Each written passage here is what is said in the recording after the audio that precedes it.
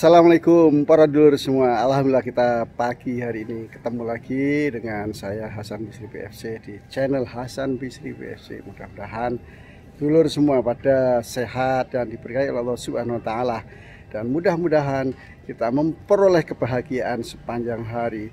Nah, kali ini saya tidak ke Ustadz Danu, juga ke Mama Dedeh, sementara enggak, tapi ada sesuatu yang sangat penting karena ini jadi pelajaran bagi kita semua bagaimana seusia 50 tahun kita bisa menjaga kesehatan kita dengan berolahraga. Nah, kali ini saya akan perkenalkan seorang imam besar tapi kecil sekarang, seorang imam, dewan suro, kemudian juga birokrat dan olahragawan, jogging, sepeda,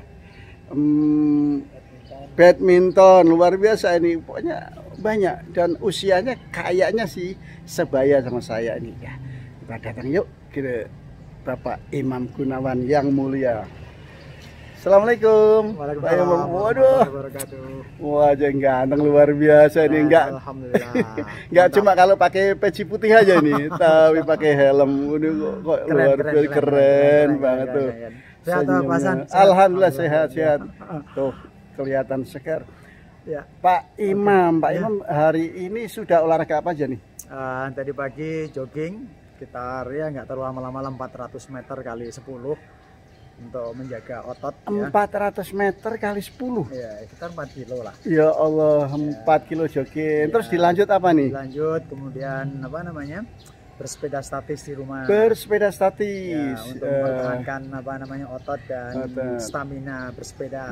Otot apa aja itu kalau sepeda statis itu? Ya, otot paha, kemudian otot di punggung juga, otot apa namanya tangan juga sama juga ya. Juga kalau sepeda statis kan bisa diatur bebannya dan sebagainya sehingga bisa disimulasikan tanjakan maupun speed datar itu bisa disimulasikan. Alhamdulillah. Itu dilakukan selalu sebelum bersepeda atau setelah sepeda itu? Bebas ya. Kadang-kadang kalau saya bersepeda jauh maka saya tidak menggunakan sepeda statis. Kalau saya sedang tidak bersepeda saya gunakan sepeda statis. Ya, kita padukan, saya padukan dengan lari, bisa dengan berbagai macam lah pokoknya. Aktivitas olahraga. Sebelum kemana-mana nih, pengen tahu nih usianya berapa sih Pak Imam? Hampir 60 tahun. Ya Allah, ya Allah, 59 ini para dulur, 59. Aduh ya Allah, saya malu banget ini. Kalau dilihat dari perutnya, pipinya dan sebagainya, aduh jauh banget ini. Ya Allah, alhamdulillah sehat terus Pak Imam ya, dan diberkahi Allah Subhanahu wa taala. Pak Imam ini ngomong-ngomong karena lagi pegang sepeda nih. Pegang sepeda no. Nah, ini Pak Imam. Ya. Berapa kilometer paling banyak sekali yang pernah dialami Pak ini? Kalau yang paling, kalau deket-deket ya paling ya 30 kilo lah. 30 kilo. Itu yang terdekat ringan-ringan. Kalau yang agak menengah sedikit ya biasanya 100 kilo. 100 kilo? Ya, biasanya hari Ahad kayak gini biasanya ngambil rute 100 kilo. Berapa jam itu? Atau berapa menit? Kalau 100 kilo sekitar 3 jaman lah sambil sama istirahat. 3 jam, ya Allah. Ada juga yang terjauh nih Pak Hasan. Terjauh kan saya termasuk, ini juga ada kaosnya, lihat seragamnya ini. Ini adalah seragam sepeda jelajah Nusantara dari kantor Kementerian Olahraga. Gitu. Itu sampai menempuh 1.500 kilo. Dari perbatasan Malaysia Indonesia, Entikong sampai ke Palangkaraya. Ya Allah, Entikong sampai ke Entikong ya. 10 hari. Ya Allah, sampai ke Kucing, Brunei, Miri, Cebu gitu. Di perbatasan itulah. Waduh, saya naik bis para dulur. Ketika saya harus menerabas Entikong, saya naik bis. Beliau ini naik sepeda. Ya Allah, kapan bisa belajar dari beliau ini teknik-teknik? Nah, sebelum goes, saya pernah dengar Pak Imam dulu kalau di kantor di Kemenpora itu suka ini nih, datang pagi kemudian loncat-loncat tangga ke atas, naik turun sampai berapa puluh kali tuh. Itu gimana tuh? Jadi prinsipnya sih berolahraga itu sangat suka apapun gitu ya. Berlari juga ya. Nah, kadang-kadang kan satu ketika kan cuaca ya Pak Hasan ya. Cuaca hujan, kemudian mau bergerak ke nge-gym di depan kantor juga kehujanan, maka saya alihkan untuk apa? Naik tangga, teman-teman sekalian. Tangga darurat. Itu jalan apa lompat? Ya nggak lompat lah, jalan cepat, jalan cepat. Ya. Kalau lompat-lompat ya kita paham mungkin terlalu berisiko tinggi barangkali ya. Gitu. Ini berapa anak tangga itu? Ada sekitar 12 sampai helipad di atas, naik turun bisa 2 kali, 3 kali, 5 kali. Wah, luar biasa, berapa ratus anak tangga itu. Ini unik ini Pak M, karena saya pernah dengar ceramah dan ngobrol sama salah seorang dokter yang sudah dikenal di Indonesia ini ya.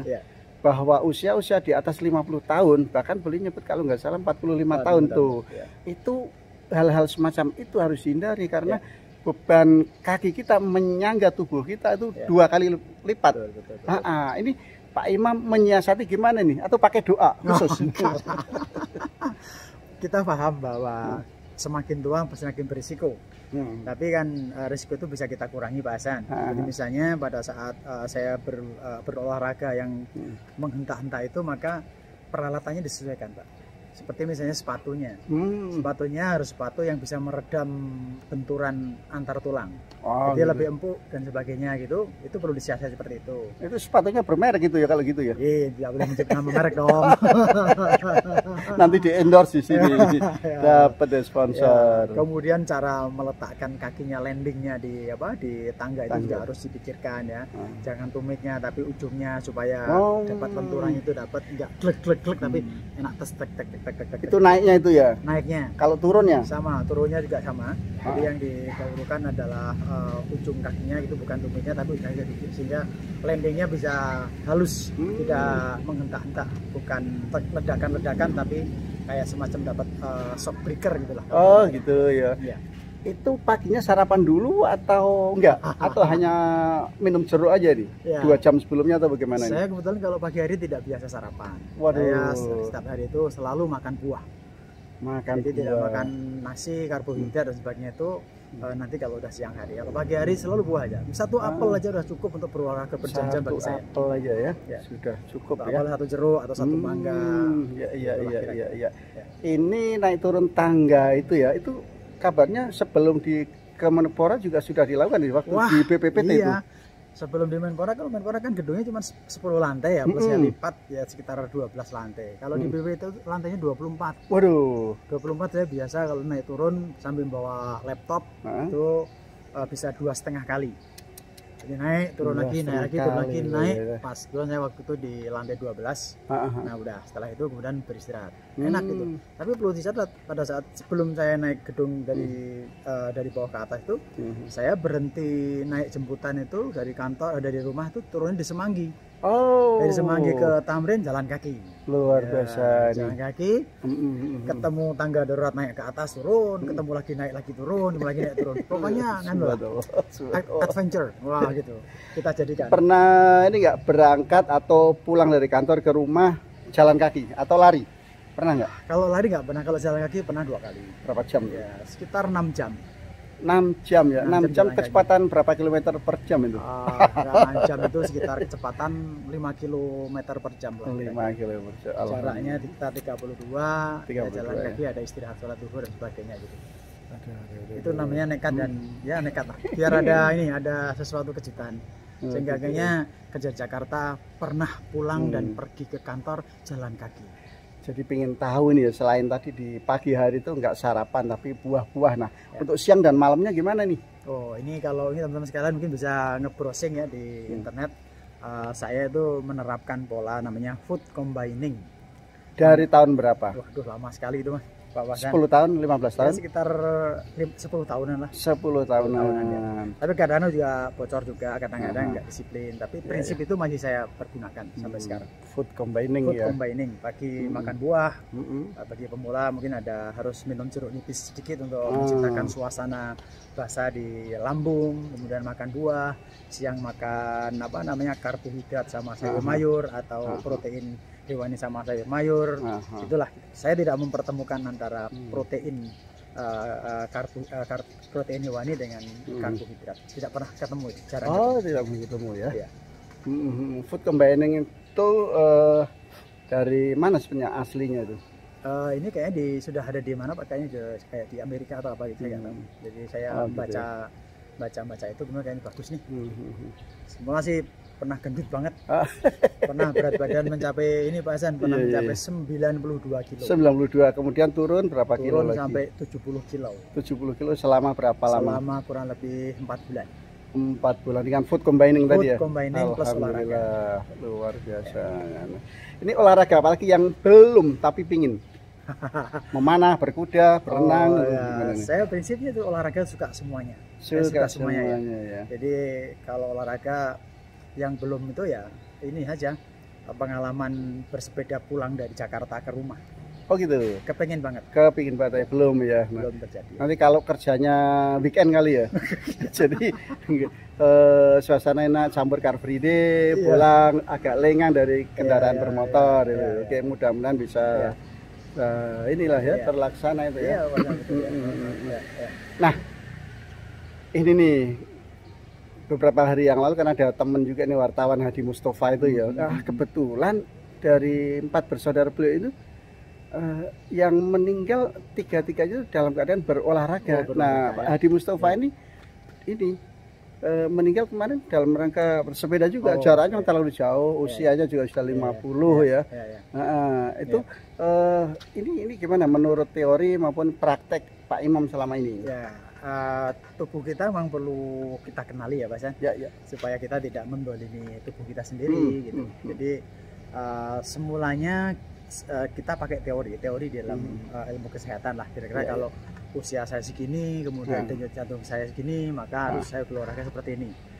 Kemudian itu kita catat, kita record dalam diri kita sendiri, kita kenali. Oh, kalau angka-angka itu sudah sampai segini, kondisi badanku seperti ini, nafasnya sudah seperti ini, keadaan kehausannya sudah seperti ini, itu kita kenali. Begitu kita masuk ke ranah tahapan itu, tersengal-sengal udah mulai, kemudian ngos-ngosan udah mulai, maka kita turunkan aktivitasnya sedikit. Intensitasnya kita turunkan untuk sampai ketemu ritme biologis lagi yang normal lagi, kemudian kita tingkatkan lagi, kita turunkan, kita mainkan lah dengan pola seperti itu. Insya Allah sih dengan begitu kita tidak memforsir tubuh kita gitu. Tapi ya sekali-sekali perlu cek ke dokter atau mungkin treadmill jantung seperti apa sih. Alhamdulillah saya treadmill beberapa kali kata dokter. Alhamdulillah normal ya detak jantung dan sebagainya. Bahkan ini volume paru-paru juga aman itu. Alhamdulillah luar biasa. Dan ini teman-teman sekalian mungkin yang paling penting untuk berolahraga jauh itu kan tingkat pendinginan dan recovery dan untuk memulai lagi gitu. Jadi kalau saya berolahraga tinggi, istirahat sebentar itu cepat pulih kembali. Untuk ditingkatkan lagi bisa lagi gitu. Perlu lagi cepet lah. Recovery-nya itu cepat kalau sudah terlatih. Ada suplemen vitaminnya nggak? Nggak ada, Pak. Nggak ada. Oh, nggak ada. Oh iya, ini nih sahabat olahraga yang perlu dilakukan agar tidak terjadi hal yang membahayakan bagi diri kita apa kira-kira? Yang pertama ya namanya kalau mau berolahraga itu jangan sampai lupa namanya warming up. Pemanasan. Kira-kira otot mana yang akan dipergunakan itu dipanasin lah ya seperti kita mau berolahraga. Tapi setelahnya juga sama namanya cooling down. Menurunkan suhu badan. Itu diikuti dengan gerakan-gerakan ya, menarik otot, merileks otot dan sebagainya, sehingga otot yang dipakai waktu olahraga itu menjadi tegang dan sebagainya dilemeskan kembali, dirilekskan kembali. Maka hal itu secara teoretik itu juga akan akan menghindari cedera. Misalnya otot pegel dan sebagainya. Kalau sudah melakukan cooling down, dipanasan ulang kemudian dikendorkan, insya Allah itu enak, istirahat juga enak, tidur juga enak, besoknya juga fit kembali. Oh gitu. Nah, ini nih kadang saya pernah dengar juga sih kalau habis olahraga itu nggak boleh langsung mandi karena badan masih panas ya, hangat di dalamnya, bahkan bisa meninggal nih karena ada perubahan suhu yang sangat drastis antara luar dan dalam. Ini sebenarnya berapa lama jaraknya antara selesai olahraga dengan pembolehan mandinya ini? Ya kalau saya ngukurnya gampang aja, begitu suhu badan sudah normal, dengan ditandai dengan keringatnya sudah tidak berlucur-lucuran, maka itu sudah normal, maka saya bisa mandi. Logis saja itu ya. Logis saja, nggak pakai menit, nggak pakai apa-apa. Oke, ya saya pengen tahu resep ini nih. Saya ini kan baru ini nih dapat sepeda ini sepedanya kecil. Ini mana nih sepeda? Wah ini nih. Nah ini jadi baru mau memulai para dulur, saya baru mau memulai nih, sementara usia sudah hampir 60 juga nih. Aduh, tips apa yang perlu disampaikan untuk saya nih? Untuk pemula, sementara saya memulainya hampir 60 tahun usianya. Gimana Pak Imam? Masih tip yang menarik nih. Tip yang menarik yang pertama rutin bersepeda. Rutin bersepeda berapa lama? Disesuaikan dengan kemampuan kita masing-masing. Mungkin kalau baru pertama kali ya semampunya lah. Jangan sampai sudah ngos-ngosan, sudah ngap-ngap nafasnya dipaksakan, jangan. Kalau sudah sudah terasa nafasnya semakin cepat, turunkan frekuensinya. Terus kemudian itu rutin dilakukan. Jangan sampai putus-putus. Kalau putus-putus maka otot-otot akan berhenti terbentuk, ya. Kemudian kekuatan masing-masing otot juga akan berhenti terbentuk, maka rutin itu akan akan menguatkan otot. Kalau terus diikutkan terus maka kekuatan akan semakin meningkat. Itu bersamaan dengan kemampuan denyut jantung, ya. Kemampuan jantung, istilahnya kalau dalam bahasa sepeda itu heart rate lah, itu tingkat denyut jantungnya itu akan cepat bisa stabil dan bisa menyesuaikan dengan ritme gerakan kita gitu. Jadi berlatih rutin, kemudian jaraknya bisa pelan-pelan, sedikit tambah gitu. Kemudian ya jangan sampai lupa, mungkin sesekali kalau pas nggak bersepeda itu Pak Hasan bisa mungkin sedikit latihan fisik sedikit, mungkin agak ada congkok-congkok sedikit atau latihan apa gitu, supaya ya berjalan paralel gitu. Tapi juga jangan sampai lupa Mas Hasan, kalau bersepeda dilengkapi lah perlengkapan yang memadai. Seperti misalnya kalau bersepeda ya mungkin celananya mungkin pakai padding, ya, ada ganjelnya gitu, ya. Kemudian pakai punya kaos tangan, glove, ya. Dan sampai suka pakai helm. Wah, helm berapa nih harganya gini? Tergantung kekuatan kita masing-masing lah gitu. Pakai kacamata nggak nih? Boleh pakai kacamata. Biar tambah cakep ya. Oke, alhamdulillah. Begitu kali ini nggak masuk angin ini ya? Pakai kaos itu terus berkeringat ya, nggak masuk angin. Ini kan kaosnya dengan bahan yang khusus nyerap keringat dan cepat kering gitu. Cepat kering. Ini kaos jersey yang biasa dipakai oleh teman-teman yang biasa bersepeda. Nah, saya ini biasanya kalau bersepeda itu kan pagi hari. Nah, sementara saya kalau pagi itu kok ini pada umumnya itu seringnya itu sarapan dulu. Ini gimana nih Pak Imam? Jaraknya harus berapa lama setelah sarapan itu? Dan sarapannya nasi nih. Ya, itu kebiasaan Pak, kebiasaan, nggak apa-apa. Karena juga bersepeda pun kalau jauh itu pasti membutuhkan karbohidrat. Untuk kekuatan itu perlu seperti itu. Ya? Saya pun kalau bersepeda harus juga ada persediaan karbohidrat lah. Apakah makan karbohidrat itu seperti itu perlu. Nah, hemat saya sih biasanya kalau sebelum berolahraga, kalau saya itu paling enggak itu 1 jam sebelumnya itu sudah berhenti makan. Kalau barusan makan terus kemudian bersepeda, ini bisa otot perut itu bisa tegang, bisa kejang juga, bisa kram, bisa nyeri banget, itu mengganggu aktivitas kita gitu. Gitu. Kemudian jangan sampai lupa Pak Hasan, pakai ini minum air supaya tidak terjadi dehidrasi ya, penting ya. Dan itu minum air itu tidak usah menunggu haus. Oh gitu, tidak menunggu haus ya. Minum terus. Tapi itu kelihatannya kecil banget gitu ya, itu. Kalau kecil segini, terus kalau udah berapa liter itu? Ini sekitar berapa ini? 800. Oh, 700-an ya. 750 ml ya. Oke. Satu aqua botol tanggung itu untuk apa gunanya? Minuman itu untuk kebutuhan badan kita supaya nggak dehidrasi. Dehidrasi itu nggak hanya di perut, tapi di otot. Oh gitu. Sering kram dan sebagainya. Kram itu gara-gara dehidrasi. Kram dari ini pengalaman dari saat ikut pelumasnya kurang ya pelumasnya. Pengalaman yang diperoleh dari teman-teman atlet pesepeda jarak jauh dan sebagainya itu selalu air itu menjadi sesuatu yang harus dipenuhi. Oke. Itu pasan kakak, mudah-mudahan pasan segera mantap. Amin ya rabbal alamin. Pekalongan bersepeda sama saya.